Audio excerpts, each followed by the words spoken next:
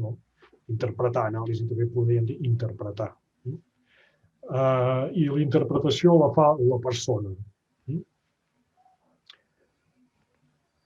Per tant, no és predictible, i aleshores també s'ha d'anar en compte amb coses, doncs, a vegades coses tan evidents com que la gent a vegades fa broma. Les dades tenim doncs, a l'hora d'interpretar el que fa la gent, per exemple,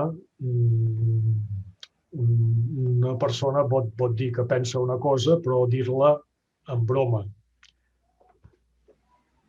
I a nosaltres ens pot escapar la broma. Això ens pot passar. Però, bueno, si parlo que així en termes de broma, que pot fer veure que veu una que pensa una cosa d'una manera o la veu una altra, fins aquí ho entendrem, més o menys, perquè tots sabem que una cosa pot ser el que pensem i una altra cosa pot ser una broma quan fem una broma.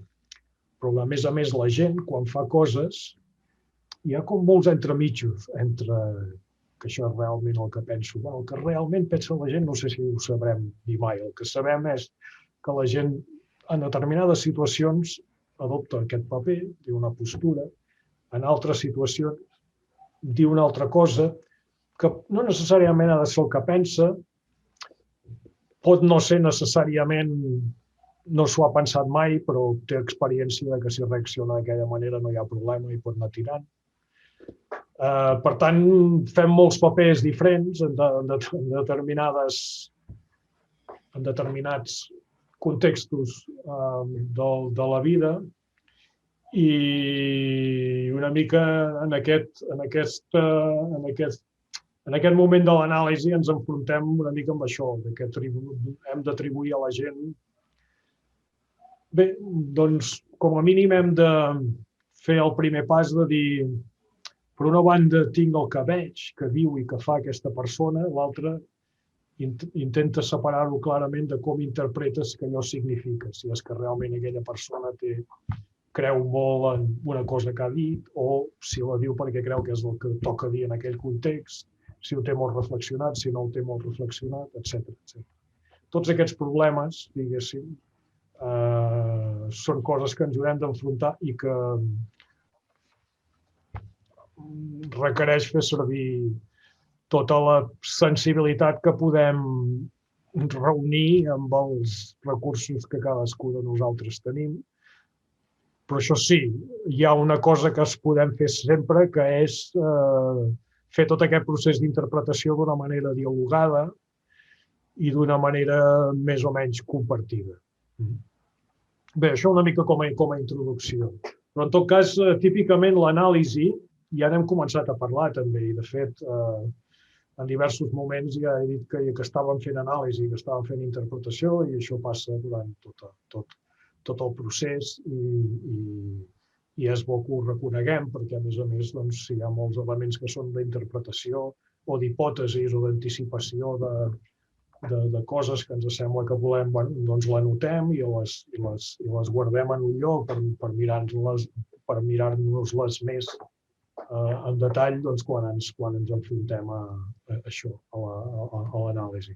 Però en tot cas hi ha algunes maneres encara fer un pas més. No deia abans que transcriure és una manera d'endreçar les teves dades, no? És una manera de tenir-les guardades d'una manera assequible. Encara hi ha un pas més que es pot fer, que jo en dic codificació, potser altra gent en diu d'una altra manera. Però també anticipa el que deia en Nacho abans, que deia que ja el que fa és sobre el vídeo, doncs pren uns apunts, no? I marca unes coses o marca uns temes que es toquen en cada moment del vídeo, no? Aleshores, això és el que jo anomeno en general codificar. Codificar, no ho sé, potser al final la canviaré aquesta paraula perquè és com anàlisi. També sembla que codificar sigui com encriptar però en realitat codificar és com crear uns calaixos dels conceptes principals que tenen a veure amb el teu projecte i que representa que aquests conceptes, aquestes pràctiques, aquestes coses que t'atreuen, no sé, els gestos, el tipus de gent o el que sigui, que és important per allò que vols interpretar, doncs apareix en diversos llocs de les teves dades, no? Aleshores, la codificació el que vol dir és que marques tots els llocs de les dades que tens que són pertinents per entendre cada aspecte, no? Que és el que en diríem codificació, marcar els llocs. Per entendre'ns, un dels primers projectes que vaig fer era entrevistar gent preguntant-li sota quins principis decidia quina llengua parlava, i aleshores hi havia gent que parlava molt depèn de si aquesta persona és catalana o és castellana o és parlant d'una cosa o l'altra o quina llengua veig que parla normalment, i altra gent parlava molt de comoditat, per exemple. Aleshores, en un determinat moment, el que vull hi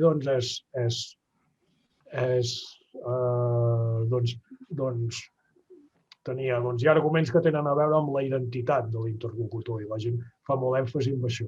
Hi ha gent que intenta plantejar una mica el seu comportament lingüístic com el resultat d'una decisió pràctica. Per posar-vos un exemple. Sobre això, un codi, no? En aquesta primera època, jo, per exemple, ja existien els ordinadors, però podies fer poques coses. Doncs, en realitat, el que vaig fer va ser transcriure les entrevistes, imprimir-les totes, que es podien imprimir d'aquella manera que les impressores de molt abans, vosaltres ja no les heu vistes, però que no eren folis separats, sinó que eren tota una banda, tota una tira. Aleshores, cada entrevista era tota una tira que durava 15 pàgines o el que sigui, i aleshores cada lloc on hi sortia aquella mena de discurs agafava un rotulador i ho posava vermell i ho subratllava de vermell, i quan sortia un altre discurs ho subratllava de groc, o quan parlava d'un altre tema de verd, etc. Aleshores això feia que estava al meu dormitori, tenia tota la paperassa per allà escampada, però quan volia tractar un tema mirava i deia groc, ell deia groc. Ja ho trobava, no? I deia, vull parlar d'aquest discurs, surt amb aquesta gent, etc. Doncs ara que amb la transcripció el gran avantatge és que pots fer això, com que ho tens en text, doncs pots fer una mica el mateix, això de subratllar tots els temes que a tu t'interessen i anar repassant tot el material que tens i anar marcant allà on surt aquell tema. Bàsicament és això, no sé, espero que s'hagi entès, si no, ho podeu preguntar ara directament o al moment del comentari ho podem tornar a treure. Aleshores, això que se'n diu diria anàlisi qualitativa, és a dir, una anàlisi que bàsicament el que persegueix són conceptes, que vas perseguint conceptes i veus a veure amb quines persones surten, en quins contextos, en quines freqüències, també la quantitat de vegades que surt també pot ser, per quantitativa també pot ser pertinent, no? Un tema en parlen molt, en parlen poc, que pot no tenir res a veure amb com important sigui, però pot ser important per la interpretació, que un tema es parli molt i que un tema es parli poc.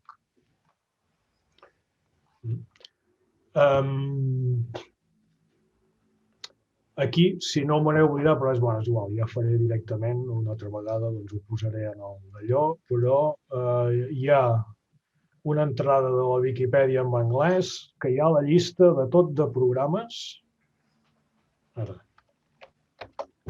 faciliten aquesta tasca. Faciliten, diguéssim, que pots posar-hi allà, normalment et demanen que sigui en Word, amb algun format concret, que estigui fet d'alguna manera concreta, etc., amb un tipus de lletra o el que sigui. Cada programa té les seves manies, però, diguéssim, l'avantatge és que aquests programes pots tenir gairebé totes les teves dades allà I a més, abans només anaven en text, però ara pràcticament tots ja hi pots posar, hi pots pujar les gravacions de vídeo, d'àudio, hi ha molts programes que a més els hi pots posar una adreça de Twitter i et baixen tots els tuits d'una persona, o que poden anar en un compte de Facebook i es baixen totes les entrades, o fan una base o fan un Excel amb tots els likes i amb totes les respostes i totes aquestes. O sigui, d'informació en pots tenir, però sobretot internet, de recollida d'informació de coses d'internet se'n pot tenir moltíssima. La qüestió és dir, em servirà d'alguna cosa realment? Val la pena que posi esforç en aprendre fent aquest programa per baixar-m'ho, etc. Si realment et sembla que pot ser interessant, doncs pots obtenir moltíssimes dades i després hi pot haver moltes maneres d'analitzar-ho. Us esmentaré els programes de què n'he sentit a parlar més, que vol dir que, diguéssim, a la nostra part del món, la UOC, per exemple, un dia va comprar la llicència d'un programa que es diu Atlas-T, que tots odiem, perquè és d'aquells que al cap de mig any d'haver-ho fet servir ja no te'n recordes res com anava, i per fer una cerca, a vegades perquè vols fer una cerca de dir tots els que parlen d'aquest tema, però que són d'aquesta mena de gent i no sé què, i no hi ha pas maneres de que te n'en recordis exactament com pots restringir els parlants i com pots combinar-ho amb el tema i totes aquestes coses. Però és molt més barat, i val com uns 80 o 90 euros la llicència d'estudiant. L'Envivo és un programa que la gent en parla molt bé, que jo no el sé fer anar, però tothom en parla molt bé, però és caríssim. A més, és d'aquests que també pots baixar coses de Facebook, de Twitter, i et munta un Excel, i te'l fa allà, i a més, després et fan coses sobre les quals soc bastant escèptic, com mapes de paraules, no? Poses totes les teves transcripcions i fa un mapa de paraules sobre les paraules que més surten i tot això, però aquestes coses són una mica discutibles en el sentit de que tu hauries de saber que l'important és d'una paraula no és quantes vegades surt o si surt més que l'altra, sinó una mica el context en què surt i de quina manera es mobilitza per justificar determinades maneres de veure el món o per deslegitimar altres maneres de veure el món, etc. Per tant, aquests programes tampoc no us deixeu endur per coses que fan que a vegades fan moltes coses perquè són fàcils de programar. En tot cas, nosaltres els fem servir per això que us deia dels calaixats, és a dir, per tenir d'alguna manera en un lloc tot ben endreçat, tot polit i a més marcats tots els elements importants. I aquí sí que, si voleu veure, per exemple, un exemple de codificació, és a dir, en un moment donat en un projecte has de decidir quins codis són importants i amb això podries fer moltes coses. Podries muntar 150 codis. El programa no tindrà cap problema, tu hi pots posar els codis que vulguis. El tema és quins et serviran i, sobretot, al cap de 15 dies te n'recordaràs que existeixen i te n'recordaràs de què anaven. Aleshores, nosaltres, sobretot, com que treballem aquí, però sempre treballem amb un nombre bastant reduït de codis. Un bon nombre són 12, una vintena, etc. I aleshores una mica la gràcia és identificar quins han de ser aquests codis, perquè els codis no necessàriament han de ser ni conclusions, no han de ser conceptes molt profunds ni temes que estiguin de moda a la disciplina en aquell moment, coses que es parlin molt, no, han de ser, diguéssim, conceptes que tu t'ajudin a tenir assenyalades les parts que intueixes que són importants de les dades.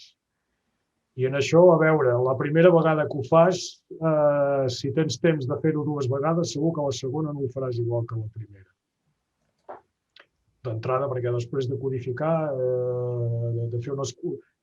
per exemple, 5 entrevistes, és fàcil que arribis a la conclusió que hi havia 3 o 4 codis que que són inútils o que en realitat no trobes material per assenyalar-los amb aquells codis i no són pertinents, que els has de definir d'una altra manera.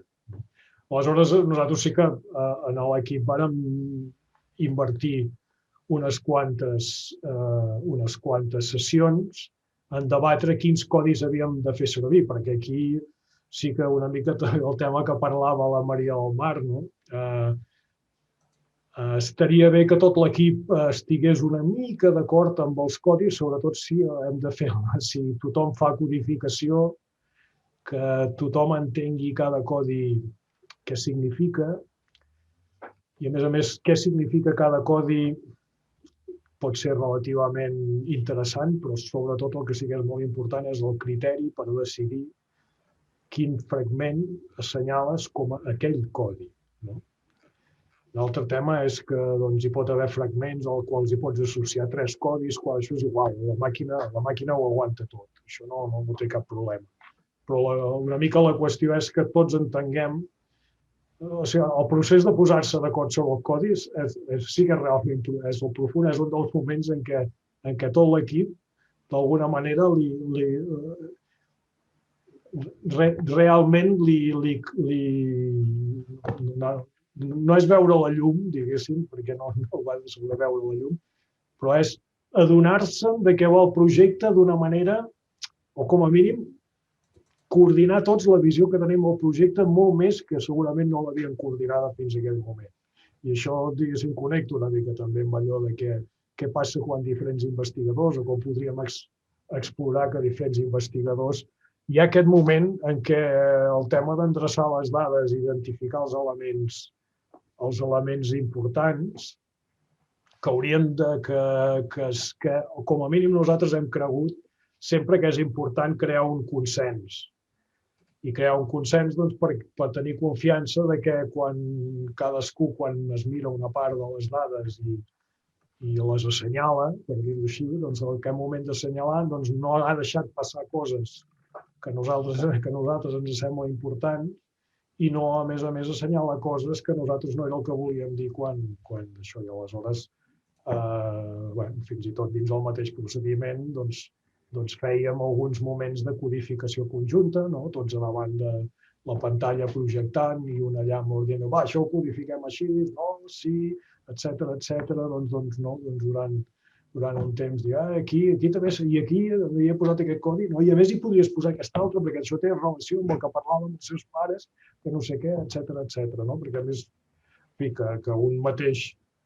Normalment el que acaba passant és que hi ha uns moments d'entrevistes o del camp en què ja hi van gairebé tots els codis. Allò ho transcriurem, ho citarem, no sé per què, hi ha alguns moments macros, per dir-ho així, però vaja, la majoria no són així.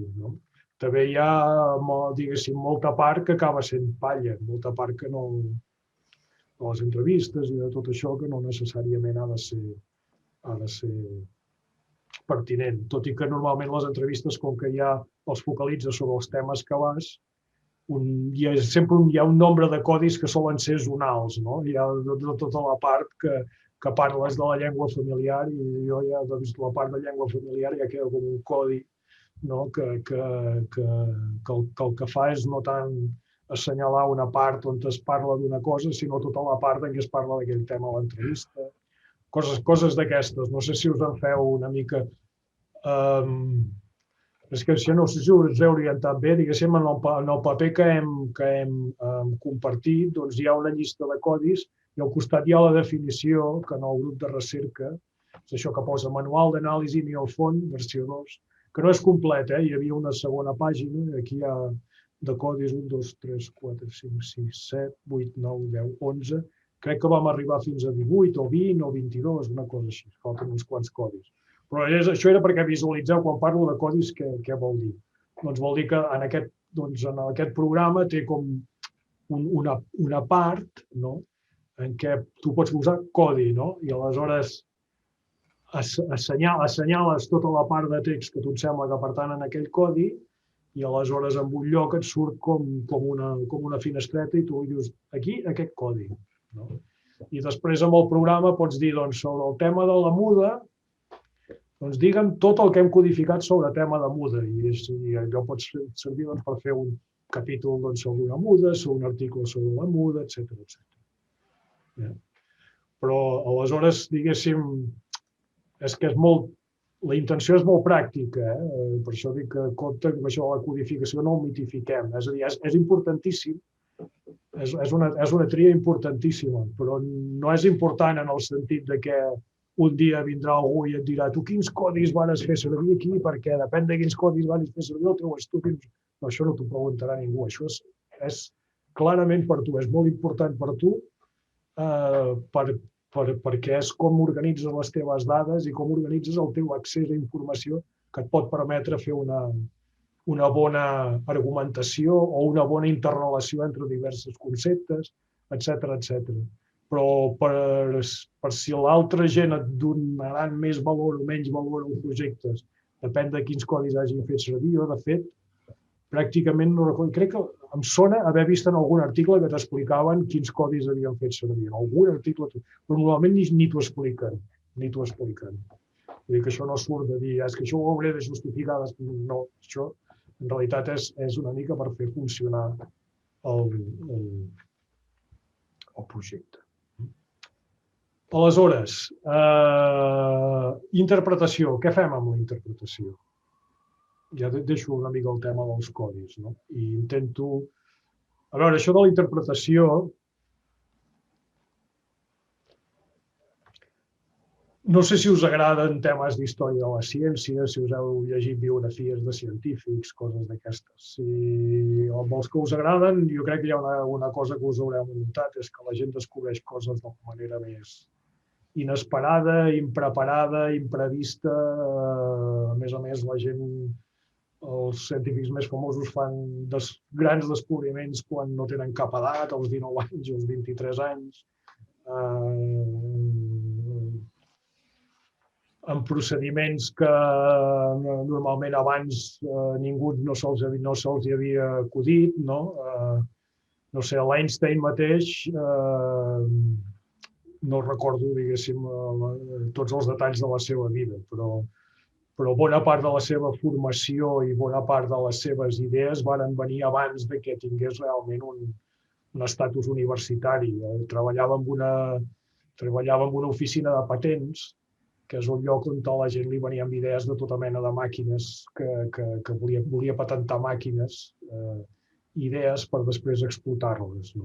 I aleshores ell era de les persones que havia d'analitzar aquella idea i primer decidir si realment allò era original, no l'havia fet ningú més. L'altre era si allò era factible realment. I si era realment possible, doncs perquè hi havia gent que se li podia acudir qualsevol idea. I una mica, diguéssim, amb aquest procediment va cargolar alguna de les coses que després diuen sortir són les limitacions de com es pot utilitzar la llum, de com es pot manipular el temps, etc.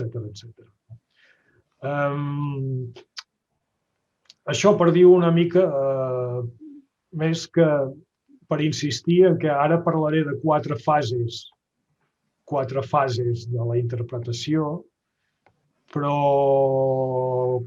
sobretot perquè, no sé com dir-ho, no perquè no us les cregueu gaire, sinó per, és a dir, donar-vos idees que poden ajudar amb la interpretació, però que la interpretació no es pot encaixar dins de fases, no es pot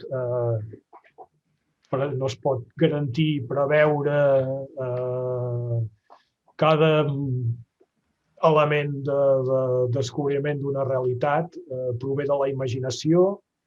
A més que això no hi he insistit gaire abans, però quan al principi deia que el coneixement científic és socialment construït, vol dir que hi ha una persona que produeix aquell coneixement, és a dir, que el formula, que ha de crear-lo en base a frases, en base a un text. És una narració, el coneixement. I, per tant, diguéssim, tornem a la idea de que no anem a descobrir alguna cosa que està allà amagada i que si sacsegem prou se'ns revelarà. En realitat el que fem és posar, diguéssim, intentar relacionar coses que sabem, intentar fer una narrativa i una manera d'explicar-la que l'altra gent consideri que és útil o més útil que el que sabíem fins ara o la manera que ens la representaven fins ara. Per tant, aquí el que vam fer una mica amb les meves col·legues va ser descriure procediments de pensar o procediments que ajuden a pensar i que, de fet, són habituals, encara que no se'ls donin aquests termes, la seva versió anglesa ens els vam empescar nosaltres mateixos, crec, sobretot. A veure, són paraules de l'anglès habitual, però i aquí jo les he posat en català i al final les he provat en gerundi, tot i que no m'agrada el gerundi, em sembla un calc de l'anglès, però després si treus el gerundi queda... Clar, és que el gerundi, aquesta construcció de gerundi dona aquesta impressió d'activitat que a mi em costa d'expressar-ho d'altres maneres. En anglès el gerundi és com més... és una manera de parlar més habitual, en català no és tant, però no sé, hi ha coses que potser les haurem d'anglicitzar. Al final l'he posat en gerundi, primer havia posat altres termes i al final l'he posat així. I el primer és mapejar. Mapejar és bàsicament la idea de fer un inventari de tot el que tens, com un mapa. Fer un inventari de totes les menes de parlants que tens, tots els perfils de parlants que tens, totes les llengües que hi surten. Tot depèn de què hagis definit que és important en el teu projecte. Però és aquesta ambició, d'alguna manera, de construir-te una idea sobre tot el que tens, que utilitzes com a base per al teu projecte, però no només tenir la idea, no tan sols això, sinó tenir-la escrita, tenir-la formulada, fer la feina de tenir-ho ja explicat i que quadri. Aleshores, fent aquest exercici, aquí també això parteix del fet de que formulant i parlant acabem descobrint coses, acabem fent relacions, acabem fent connexions, acabem veient coses que abans no vèiem. Aleshores, en certa manera, tots aquests procediments proposats és provocar que es puguin ocasionar aquestes il·luminacions, per dir-ho d'alguna manera. Això també requereix, hi ha coses de tipus personal, requereix una mica de confiança en una mateixa, que això també hi ha el problema que els estudiants i els perfils més júniors o la gent quan són més joves, que és el que júnior vol dir, que li costa dir, no tothom, tot és qüestió de caràcters, però sobretot en la nostra experiència d'estudiar és absorbir el discurs del professor i d'alguna manera integrar-lo i plasmar-lo en treballs, exàmens, el discurs que diu del professor o de la professora, del que veiem en els manuals, etc. I aquí el gran problema és que hem de fer un gran canvi quan fem recerca i és començar a construir la nostra pròpia veu. Hem de construir la nostra pròpia versió d'allò, perquè si no, no portarem res. I aleshores, si estem pendents de dir alguna cosa que caigui simpàtica, que quedi bé amb un profe, tenim malament. Aleshores, això cadascú, no sé, s'ho ha de gestionar com pugui. A l'hora d'escriure, ja comentem després també és un problema. Un moment, ja som 17:34, han passat 35 minuts, en queda encara gairebé una hora, no? Sí, va. I no és que pateixo perquè no se me'n vagi el temps. Doncs això, començar a produir narratives sobre tot el que tinc, que ens pot ajudar a veure que igual un tipus de persona o un tipus de pràctica és molt habitual, l'altre és més excepcional. Ja només fent aquesta observació a vegades ja ens pot sortir l'instint de buscar-hi una explicació. A veure, intentem expressar-la, ja no serà mapejar, serà hi ha més a interpretar, però no ens tallem, és a dir, perquè ho fem precisament per això. Aquest seria el primer, mapejar, no? Com a concepte. D'entrada només fer com una descripció màxim d'exhaustiva possible sobre tot el que hi ha, sobre tot el que puc trobar, sobre com varien les coses, en fi, una mica decisió vostra en funció de cada element de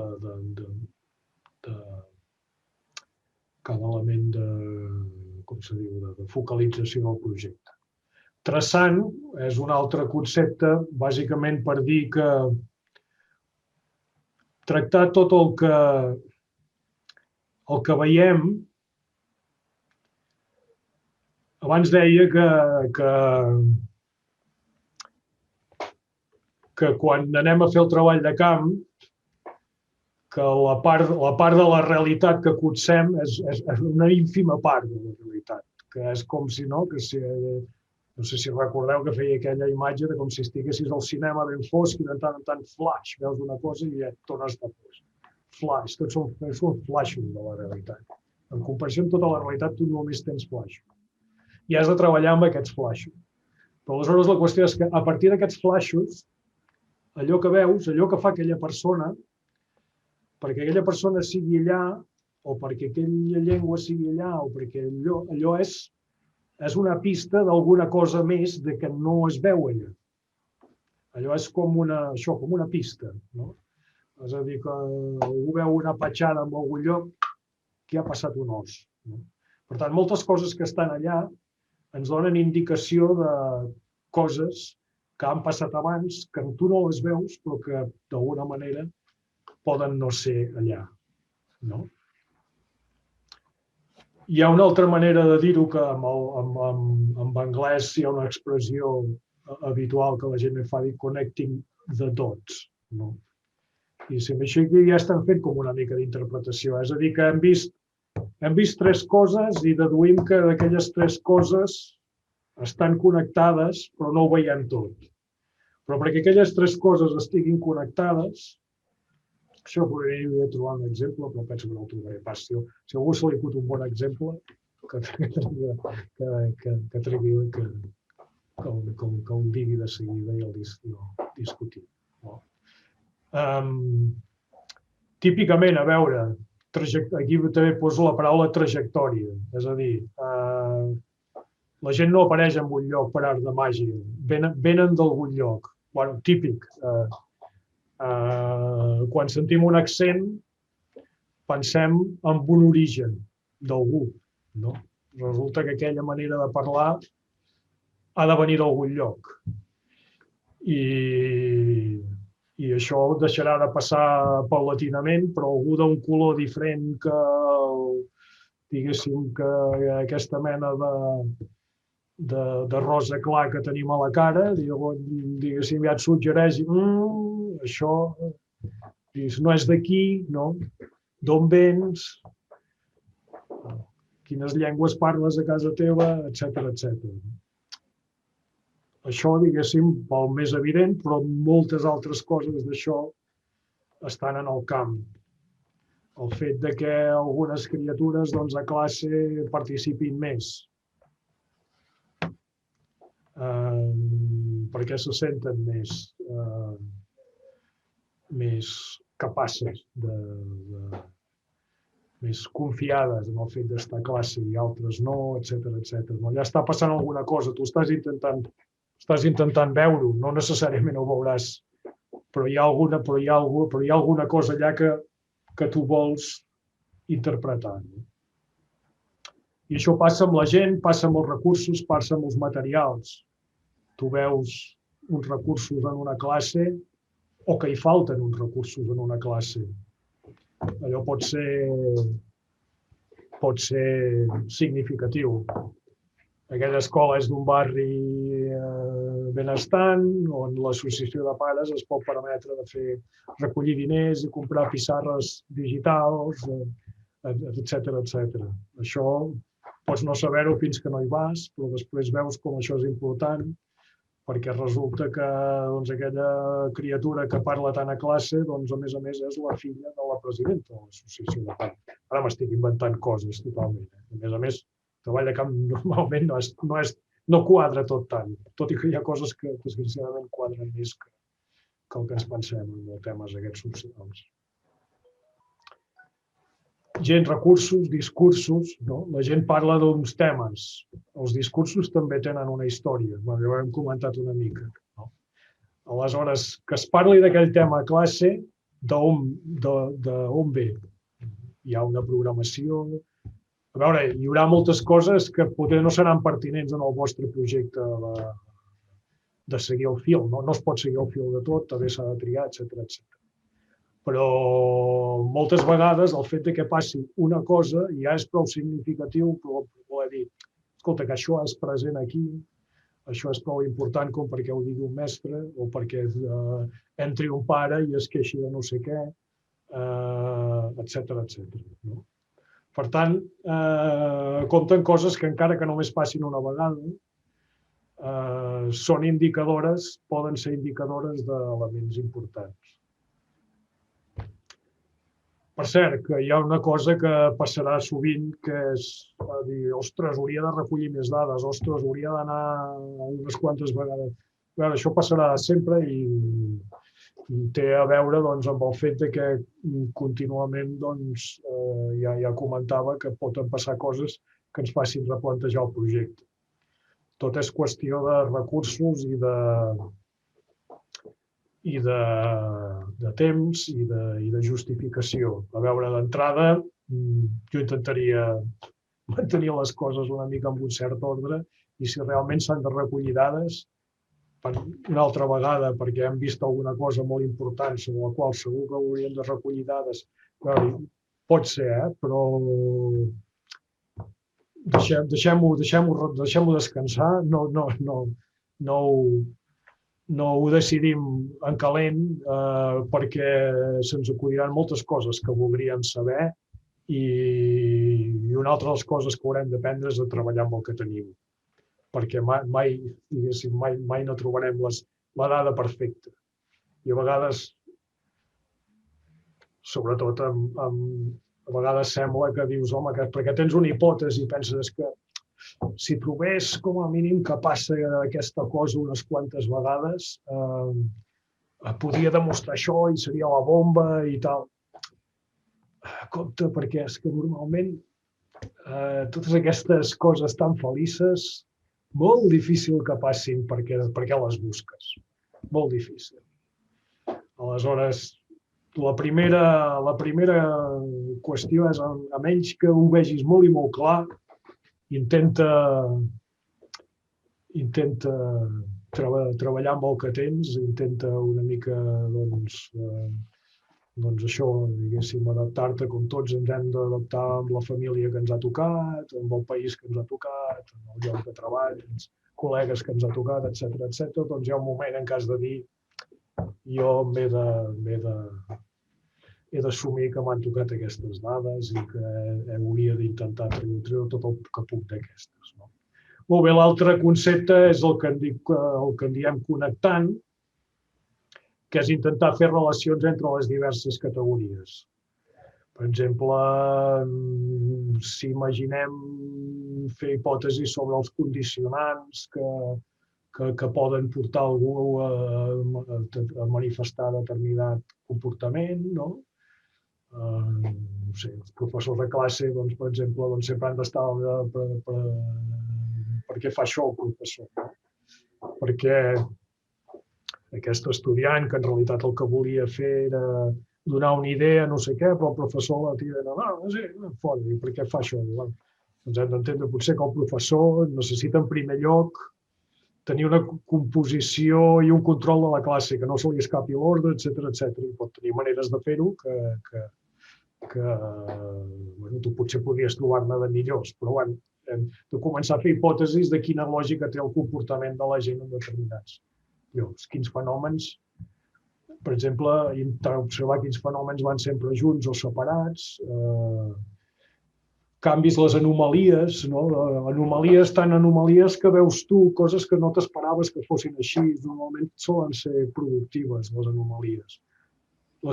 Tant les coses que la gent tracta com a anomalies, de dir, no, això no és normal, això no passa mai, no sé què, o això no... Intentar... Quan sempre explico totes aquestes coses que explico, insisteixo, va bé escriure-ho, posar-ho en un text, anar-ho tenint allà formulat, explicitat, o si no escriure-ho, discutir-ho amb l'equip explícitament, treure-ho. Tenir la feina de formular-ho, perquè és el formular-ho on veus fins a on arriba, fins a on és coherent, etc.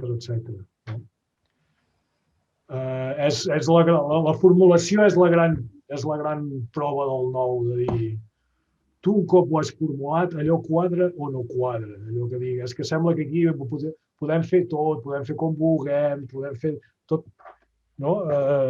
No sé si ha semblat, depèn de quan t'ho agafis, és la manera que a vegades la gent critica el quali, bueno, si el quali foteu el que us dona la gana i ja està. Diu, sí, és cert, fem el que ens dona la gana, però hi ha alguns moments que te n'adones que no pots dir qualsevol cosa, que no tot cola, que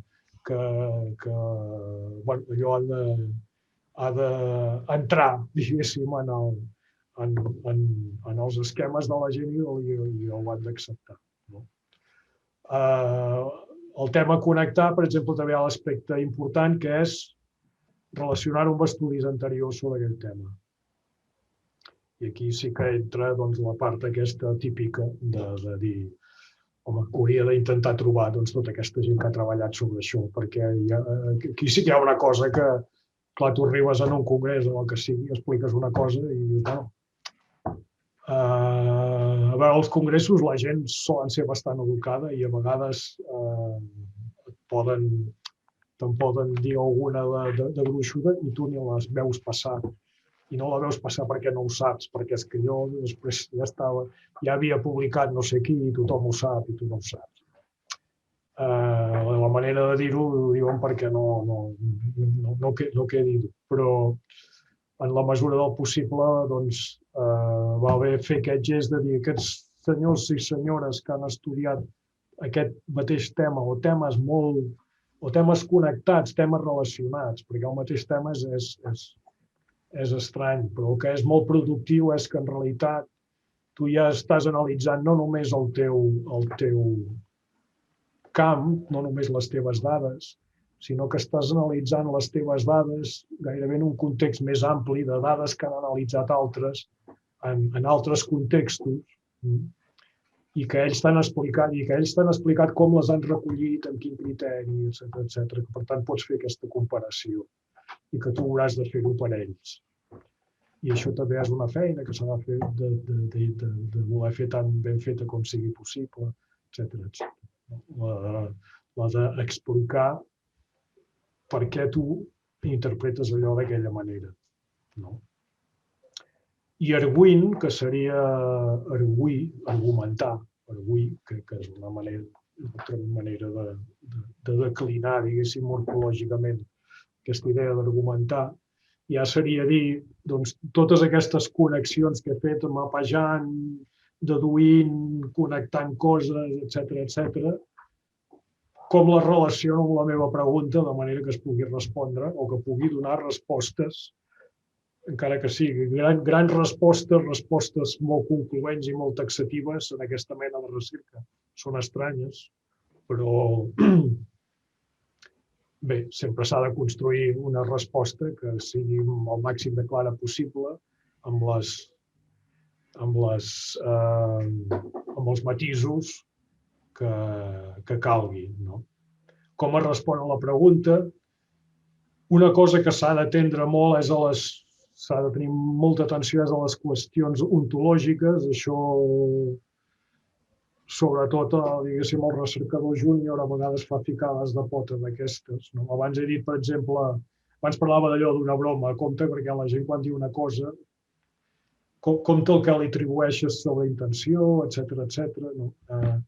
L'altre és dir, per exemple, quan vols fer afirmacions, pot haver-hi afirmacions en base a formes de comportament que tu has presenciat, que has descrit, que tens transcrites, etc., o formes de comportament que la gent t'ha explicat.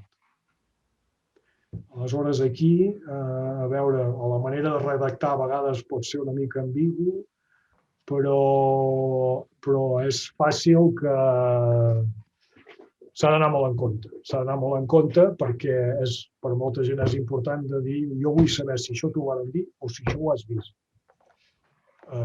L'evidencial, no? Fins i tot hi ha llengües que tenen modes verbals diferents per aquest concepte. El hearsay, que diuen en anglès, i el cosa que has vist tu directament. Perquè una cosa que t'han dit, diguéssim, tu no en pots parlar com de la mateixa manera que una cosa que tu has vist directament. No la pots presentar de maneres diverses i la gent se'n refiarà sempre del que tu li expliques, per defecte. A menys que expliquis una cosa molt estranya que després començarà a comparar-ho amb altres coses i decidirà si s'ho creu o no s'ho creu. Però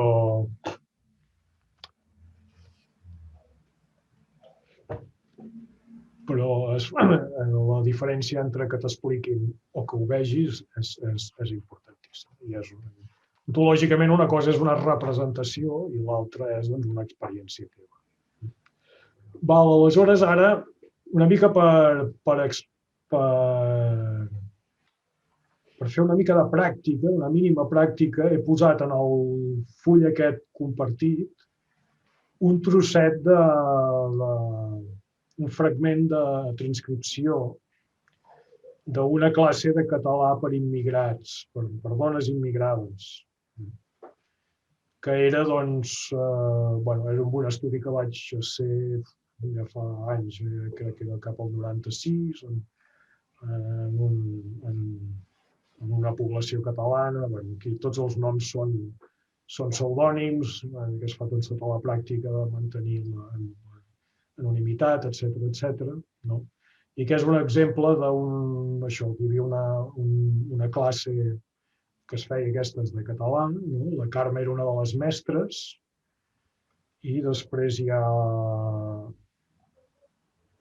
les altres persones, totes les altres persones són estudiants. Les estudiants, crec que totes en aquest cas són estudiants magrebines. Aleshores, estaven fent la classe i la Carme deia això, diu, així, si posarem, ensenya-li, Cris, una ratlleta. Estava realment donant instruccions sobre algun exercici que havien d'escriure sobre alguna peça de paper, etc. I sobre la porta estaven en uns baixos, una mena de garatge, gran habilitat per fer aquestes classes de català, que això no era el consorci, una institució d'aquestes de suport a la immigració. I entra una de les estudiants, obrir la porta, diu, hola, i la professora diu, hola, i diu, mira, per què? Perquè l'estudiant entra amb una altra persona molt gran, vestida amb una xilava, dedueixes, és allò que dius, veus una cosa i dedueixes, allò ha de ser la seva àvia, ha de ser la tiada, que era realment molt gran, segurament ni tan sols era la seva mare. I què? Manté la porta oberta mentre una dona gran, marroquina, molt gran, entra vestida amb xilava i renquejant, que anava amb un renquejar, almenys en català central, no sé si vol dir el mateix tot arreu, vol dir tenia una mica de coixera, anava entrant així. I la Carme de sobte ho lliga i diu, Farma, diu, bon dia, diu, hombre! Canvia al castellà. No, diu el sociolingüista, no. Què està passant aquí? Per què hi ha aquest canvi en castellà? Perquè, de fet, jo vaig estar molt de temps aquí i aquestes professores sempre parlaven en català amb les estudiants. I la Farma diu, mi abuela. Que el fet que la Farma ho digui en castellà ja potser no és tan tit-tit perquè En realitat estaven aprenent català, però a l'hora de produir discurs doncs deien coses en català, coses en castellà, diguéssim, però fixeu-vos que estic dient moltes coses d'haver estat allà, però coses que surten aquí, però una mica, no? Però no, diguéssim, no pots fer la mateixa regla de 3 quan la Fatma diu una cosa en castellà que quan la Carme diu una cosa en castellà. La Raquel, un altre dels estudiants, diu... Ah, no, la Raquel era, perdoneu, era una altra... No era una professora, a vegades venia gent a ajudar les professores. I aquesta sí, que fa també un ús del castellà. L'abuela també. Tit, en castellà. Algú diu, hola, que no sé, això passa, no? Tens la gravació, crec que ho tinc en vídeo aquesta vegada, quan estaven la gent molt quieta, podia deixar la càmera en un lloc i amb el vídeo doncs, la gent ho acceptava, s'hi va acabar acostumant, etc. I la Carme, muy bien, venga. Això, aquest ús del castellà a classe és totalment nou. I després la mare, que era... Ah, no, abans de dir que eren totes marrones, la mare era gambiana, s'exclamen àrab, i parlava... Bueno, aquí igual ara m'estic equivocant, perquè que la mare parlés en àrab no ho veig gaire clar. Però bueno, això ho vaig demanar amb un col·lega marroquí que m'ho traduís, perquè jo no sabia àrab. Això cal entendre, que jo no conec àrab i aquí alguns col·legues, a vegades quan me presentava aquesta recerca, em deien, escolta, això no té aquesta recerca i no saber àrab. Dic, mira, sí, però és que resulta que en aquest país no hi ha ningú que, de moment, fins que no arribi algú que sàpiga àrab, com a mínim que algú faci alguna cosa. I a vegades els temes de recerca són així. I clar, és importantíssim poder conèixer les llengües de la gent a qui estàs estudiant. No és realment un autèntic pecat diguéssim fer-ho sense saber àrab. Però és que no hi havia tutia, si no ens esperaríem 30 anys i encara estaríem esperant. Aleshores, a vegades s'han de prendre decisions d'aquestes, no? Aleshores, diu, com s'ha fet aquesta dona i això, bueno, no sé interpretar-ho 100%, però dona la sensació que no li acaba de convèncer l'aparició de la dona aquella. L'altra qüestió és què venia a fer aquella dona, perquè es va quedar allà, diguéssim, es va seure, no va dir res absolutament, senzillament es va quedar allà asseguda.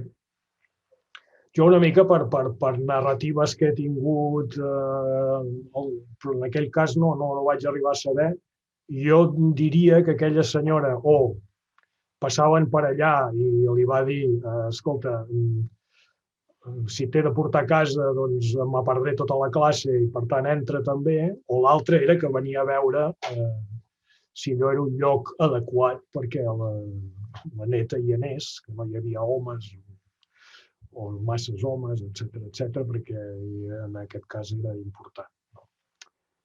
Diu, vinga, ui, que bé, posem cadires. I aleshores van reorganitzar tota la classe perquè l'abuela estigués bé. Això de l'abuela no va dir mai res. Dona la mà a la dona i fent un cop de cap, Raquel fa el mateix, després sense aixecar-se, etc. La senyora aquesta no va dir res, no va donar cap indicació que entengués el que se li parlava, però aquí va quedar clar que aquesta persona que era de fora de la classe se li havia de parlar castellà. Per tant, això et dona una mica una indicació de com s'havia organitzat aquella ecologia lingüística. Aquesta era gent que realment fora de la classe parlava en castellà amb tothom. A la classe, una mica per a la coordinació de la institució, tot això, havien arribat a assumir la necessitat de parlar en català amb els estudiants, i que si les trobaven pel carrer igual també els hi parlaven en català amb les estudiants en aquest estatus, però encara, diguéssim, expressaven, diguéssim, aquesta geografia lingüística en què fora d'aquell cercle en què tu havies definit d'una manera continguda l'espai del català, fora d'aquell cercle s'havia de continuar parlant en castellà. Per tant, no era una redefinició gaire significativa de tota l'economia política lingüística del lloc. Diguéssim, si contínuament anem dient amb els immigrats vosaltres sou un espai per a l'ús del castellà, Aquí van adoptar aquesta solució de crear un espai mínimament ampliat d'ús del català, però en realitat estaven expressant la mateixa lògica. I, de fet, aquesta mateixa lògica també es produïa perquè hi havia unes senyores que cuidaven els fills d'aquelles aprenents mentre feien classe, perquè com que tenien criatures joves, s'havia de fer un servei de guarderia. I el servei de guarderia parlava en castellà amb tothom. És una mica un exemple de que en base a què fas interpretacions sobre material que més moltes vegades hi ha molta ambigüitat, moltes coses no les podem saber, i en aquest cas amb el problema meu de l'idioma encara més exageradament que no seria normal, però en tot cas, diguéssim, funcionaria d'aquesta manera. Després, una altra cosa, quan comencem a plantejar les interpretacions, el que és important és que amb la manera de formular-ho sigui una manera de formular-ho que sigui acceptable per totes les parts. És a dir, coses com aquesta persona parlava un català que és un desastre, o parlava un barreig, o parlava de coses... És a dir, d'alguna manera, el gènere, com la necessitat de comunicar, de comunicar la teva anàlisi, ja imposa unes determinacions, el mateix gènere en què has de ser respectuós amb tothom, vol dir que, de fet, has d'adoptar com si en diguéssim una mena d'objectivació expressiva, en el sentit de que la teva manera d'explicar allò ha de ser acceptable des de qualsevol punt de vista. Evitant, diguéssim, el que podria ser percebut com a llenguatge ideològicament carregat. El llenguatge sempre està ideològicament carregat, però, diguéssim, hauria de tenir una càrrega ideològica que fos acceptable com a punt mig de trobada entre la major part de la gent que pot, entre tota la gent que ha de ser d'audiència d'aquell text. Per això, per exemple, una de les coses que també recomanem és que el procés d'anàlisi, a part de consignar una mica tot plegat en text, en formulació, que també fem sessions, el que en diem sessions de dades, últimament en diem aquest, que és moments en què sigui amb gent del propi equip o sigui amb gent de fora, també amb gent de fora, compartim una part de l'anàlisi, unes transcripcions, com aquí una transcripció com aquesta, un parell més, etc. I fem l'exercici de buscar interpretacions i de compartir una mica l'anàlisi amb gent de perfils diferents. I aquí és on també pot entrar en aquest exercici, poden entrar els mateixos participants. No hi ha cap problema en que hi entrin els mateixos participants.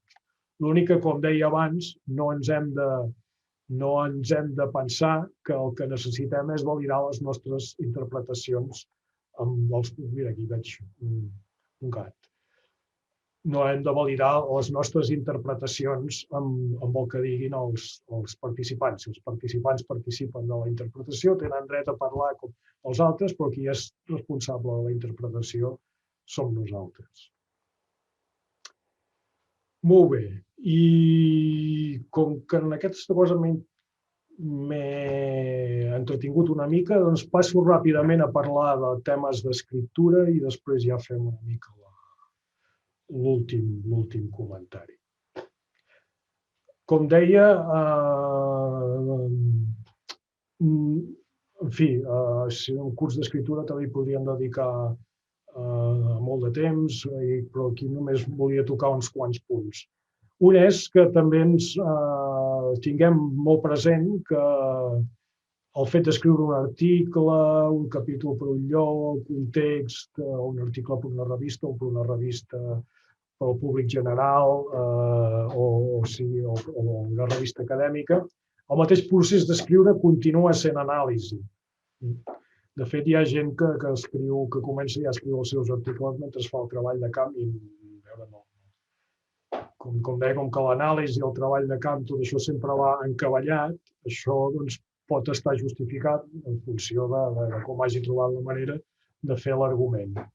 Però fins i tot, jo us diré que en molts de projectes, gairebé per mi el procés d'escriure per publicar i el procés d'anàlisi se m'han encavallat gairebé totalment. Vull dir que no han de ser coses separades i acabes com que persegueix gent perquè fes un article sobre allò que esteu fent, que no sé què, i al final acabes, diguéssim, que fas les coses al mateix temps. Hi ha molta gent en el nostre país, especialment, els països anglosaxons ho treballen molt i la gent ho té més clar, perquè hi ha molta gent que no és conscient de que escriure és bastant complicat i és bastant sofert. I que demana bastanta paciència i bastanta disposició a tornar a revisar el text, millorar-lo, etc. Aleshores, jo, per exemple, els estudiants normalment, perquè a més solem tenir poc temps, un semestre, a vegades depèn de quina titulació, i jo els animo que comencin a escriure, que gairebé comencin a escriure des del bon principi quan encara no saben res. És igual que escriguin alguna cosa, que escriguin l'estat de la qüestió, perquè és que el text s'ha de mirar i remirar i, no sé, a veure, hi ha gent que té més habilitat que d'altres, però, no sé, jo, per exemple, porto una vida publicant, no soc de la gent que publica més, però Déu-n'hi-do, una bona colla de textos, i a mi no em surt a la primera un bon article, mai. S'ha de donar moltes voltes i sempre és molt bo que algú se te'l llegeixi, que és un gran servei, que algú te'l critiqui, sobretot si és un, com més te'l critiquen, més agraït has d'estar, perquè vol dir que t'han dedicat temps i que t'estan ajudant a escriure allò. És molt fàcil fer una cosa que tu l'entens, però el reste de la gent no l'entén, especialment en aquesta mena de textos. Una cosa que sí que sol passar molt al novell és que intenta imitar el llenguatge que veuen els articles i tot això, i que és que allò és que no m'acaba de sortir perquè és molt difícil. De fet, el més aconsellable és intentar-ho escriure tan senzill com puguis perquè ja es complica sol. Ja es complica ell sol. La qüestió és que s'entengui bé. Una cosa importantíssima que la tenim moltes vegades, la tenim inconscientment in mente, però a vegades no ens en fem el càrrec i no la tenim prou assumida com perquè sigui productiva, és que quan escrivim un text pensem en diferent gent que pot llegir aquest text. Hem de pensar en qui el llegirà i com s'ho mirarà el qui llegeixi. Per això moltes vegades si escrivim en una llengua o una altra és possible que expliquem les coses d'una manera molt diferent. I això no té per què ser dolent.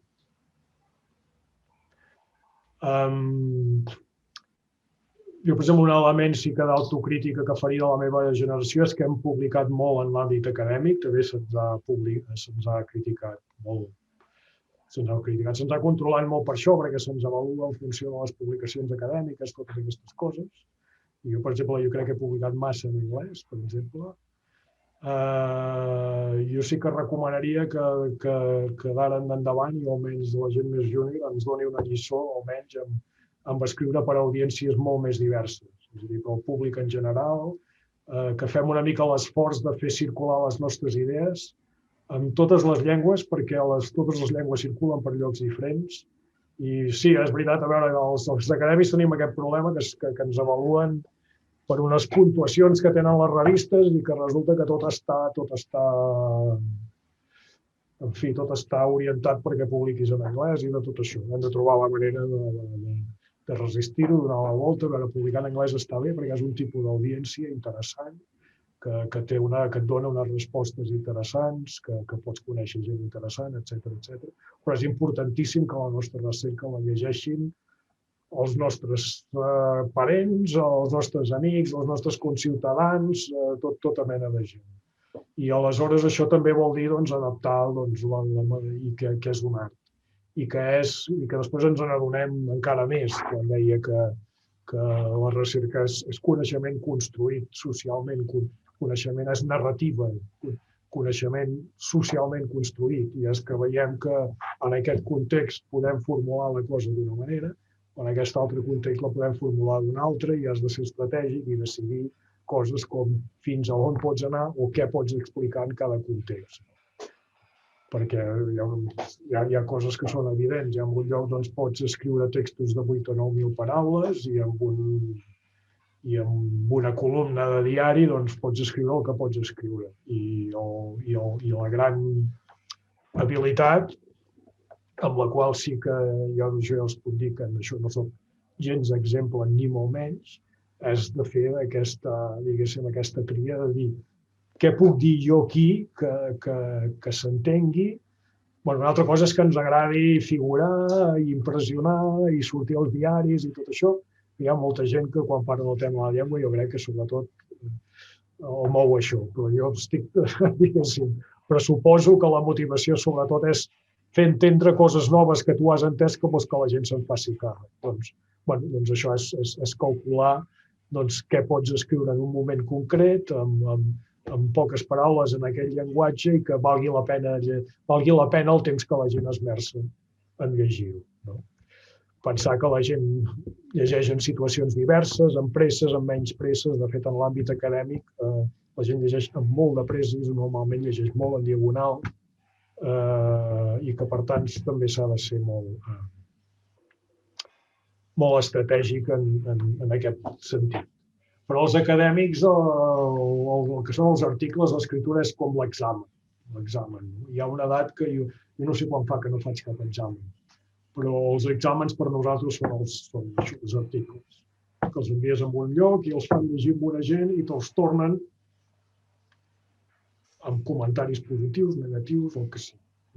Com més comentaris hi hagi, de fet, millor. El fotut és que te'ls rebutgin, però a vegades poden haver-hi bones raons per fer-ho, que també són bones per tu, que podria ser que realment potser val més que no es publiqui allò que has fet, poder no tenies un bon dia aquell dia.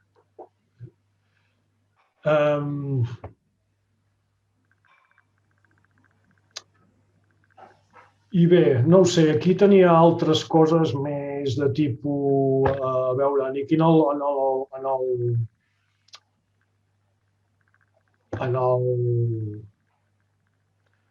el document compartit us he posat una mica d'esquema, no sé, això és un recurs per tenir vosaltres a vegades si voleu poder parlar.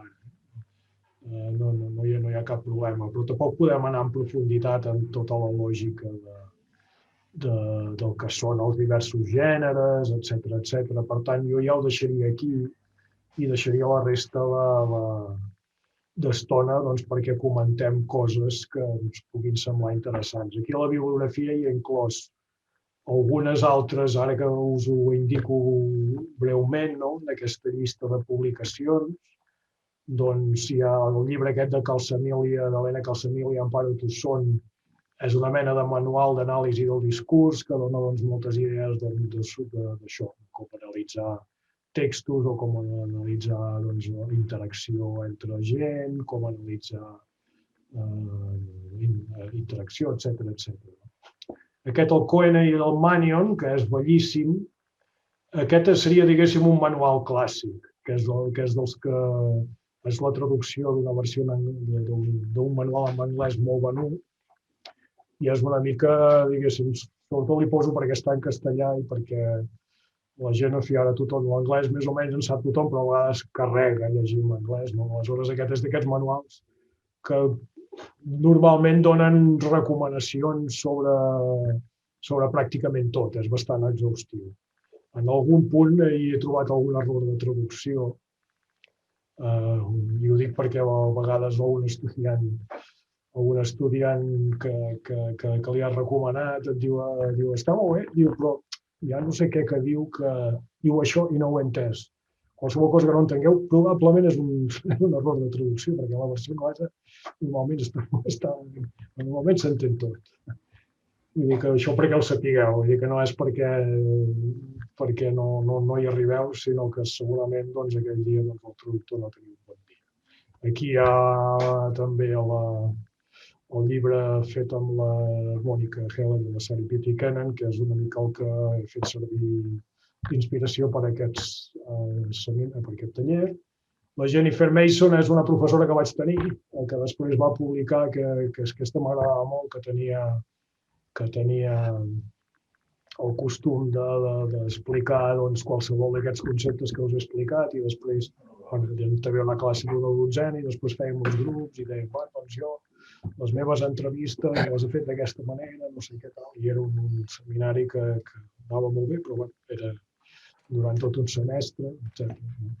I després, per temes una de les coses més recents, és una publicació de metodologia més pròpiament sociolingüística, que és un manual que no recordo què val, m'imagino que ha de ser Carot, però té el seu interès perquè no és ben bé el llibre de la Sari i la Mònica nostre, és com una mena de llibre que t'explica com t'has d'enfrontar a la recerca així una mica en general i tal. Això en realitat és un conjunt d'articles on cada article toca un tema. Hi ha una persona que fa un article sobre les entrevistes, una altra persona que fa un article sobre el treball de camp etnogràfic, una altra sobre la recerca participativa, i són com més són capítols diversos d'autors en què s'ha demanat gent amb experiència en cada mètode que tracti sobre això. Tracten molt més mètodes, és molt més ampli, però si algú vol més teca, diguéssim, aquest és un bon llibre de referència. I ja està.